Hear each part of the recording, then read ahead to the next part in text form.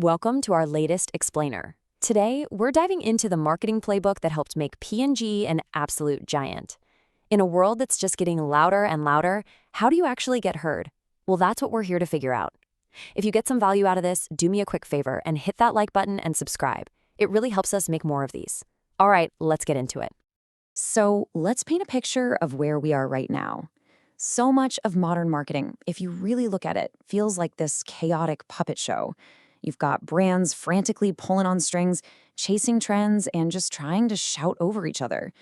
The book we're looking at today calls this puppet marketing, and it's the perfect name for it. It's this messy, reactive dance where everyone, marketers and customers alike, are just getting jerked around. And really, it comes down to two completely different ways of playing the game.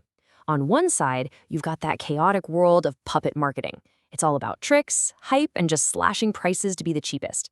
But on the other side, there's something way more disciplined, and that's meaningful marketing.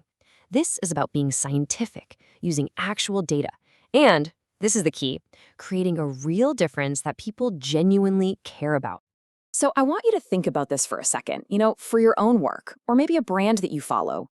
Which game are they really playing? Are they just yanking on strings and hoping for the best? Or are they trying to build something that actually means something? It's a really important question to ask. And here's why all this is so critical. We're not just dealing with a bit of noise. We are quite literally drowning in a sea of information. Every single day, we're getting hit by this absolute tidal wave of messages. And in that kind of environment, well, lazy, manipulative marketing just doesn't stand a chance. It gets washed away instantly. Let's actually put a number on this, because it is just wild when you see it.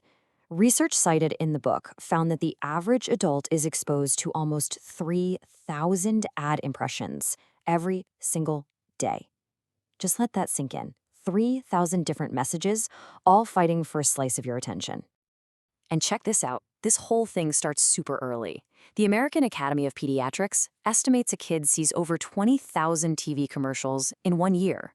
We're basically training people from childhood to put up a wall against marketing. And it's not just ads, right? We're talking about total information overload. You've got over 120,000 new books published every single year. The total amount of information in the world is doubling every 5 years. It's impossible to keep up. So what's the result of all this? What happens when you bombard people with noise 24/7? Well, they get smarter. They have to. We've all built these incredibly powerful mental filters to just block out all the junk. So those old school tricks, the hype, the puppet marketing, it just doesn't work anymore. People see right through it. But here's where it gets interesting.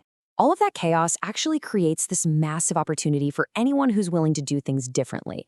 And that brings us to the solution, a smarter, more disciplined philosophy called meaningful marketing. See, this isn't about being louder. It's about actually having something meaningful to say in the first place. So what is meaningful marketing exactly? Well, it's not about just throwing stuff at the wall to see what sticks.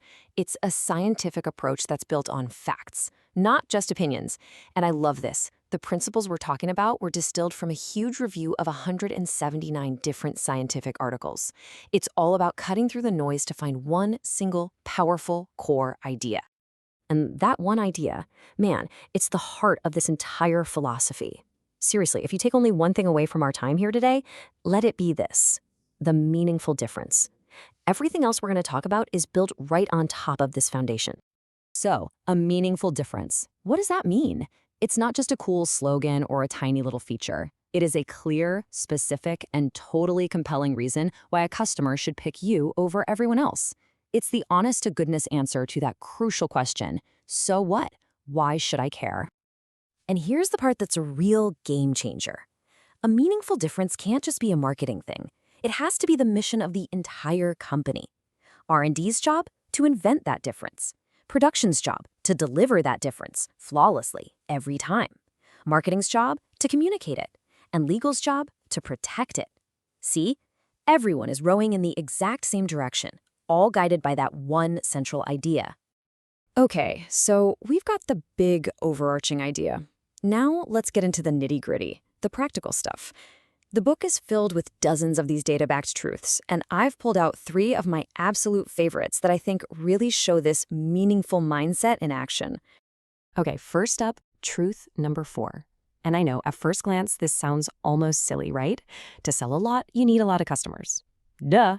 But wait a second, because the real takeaway here is actually pretty radical, and it flies directly in the face of all this marketing advice that is obsessed with customer loyalty. And just look at the data here. They analyzed almost 10,000 brands. That's a huge study, and found that if you want serious growth, finding new customers is nearly 3 times more important than trying to get more business from your existing ones. Now, loyalty is great, it keeps the business stable, but if you really want to grow, you've got to focus on reach. Next, we have truth number 7. Simpler is better. You know, in a world that is drowning in complexity, being clear is your secret weapon. This isn't about dumbing things down. It's about being so incredibly clear that people can't possibly ignore you. And these are just perfect examples. Don't tell me about your fancy, springy sole technology. Tell me my feet will feel 50% less tired. Don't talk about your new chemical formula. Tell me the lubricant will still work when it's 300 degrees out. It's all about translating what your thing is into what your thing does for me, the customer. And for our last truth for today, number 35, we're going to dig into a little bit of human psychology. And this one is so powerful. Saving is more important than getting. This idea is based on a concept called loss aversion. Put simply, our brains are hardwired to feel the pain of a loss much more intensely than the pleasure of an equal gain. So what does that mean for us? It's all about framing. A really cool study on health messages found that telling people what they would lose if they didn't act was way more persuasive than telling them what they would gain if they did. We're just more motivated to avoid losing something than we are to gain something new. It's a fascinating quirk of being human. So, all of this, the noise, the puppet marketing, these marketing truths, it all leads us to a pretty intense final point. It points to one simple, unavoidable reality of business today. There is no finish line. You never arrive. Because here's the brutal truth. Even if you do everything right and create an amazing, meaningful difference, you won't be special for long. The book calls them clones, competitors who will immediately copy your big idea, drive down the price, and turn your unique creation into just another commodity. And that leads us to this stark and, kind of scary conclusion. The choice is binary. It's black and white. You either evolve constantly, always searching for that next meaningful difference, or you disappear. Standing still is just a slow death. So I'll just leave you with this question to think about. What meaningful difference will you create next? Because in a world of endless noise, being meaningful is the only way you're ever going to be heard. Hey, thanks so much for watching. If this was helpful, hitting that like button and subscribing would be awesome. And I really want to hear what you think in the comments below. Let's get a conversation going.